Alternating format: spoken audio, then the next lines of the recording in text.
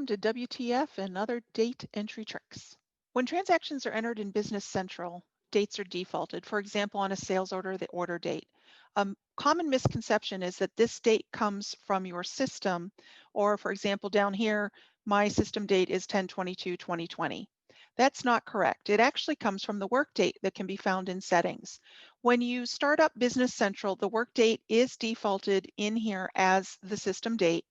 However, if I, for example, came back to work on the 22nd and I had a stack of invoices or orders in this case that needed to be entered into the system with the date of the 19th, I could change my work date here so that when I come into my sales order, the date that comes in as the order date will not be the 22nd.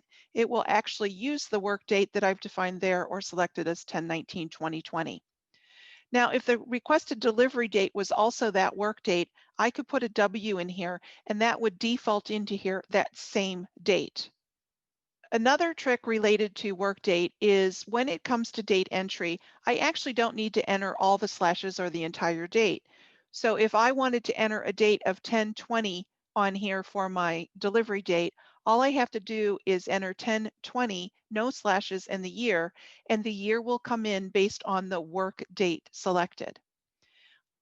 I can abbreviate it even further by selecting just the date, and the date itself will be used along with the month and the year in the work date. So again, I get 10/21/2020.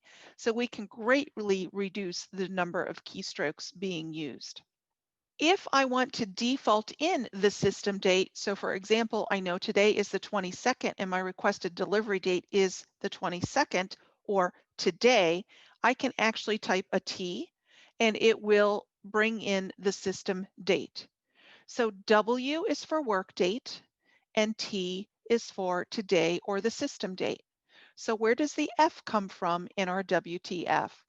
Well, I could say that I need to deliver this on Friday. I could look at my calendar and say, oh yes, the Friday's the 23rd.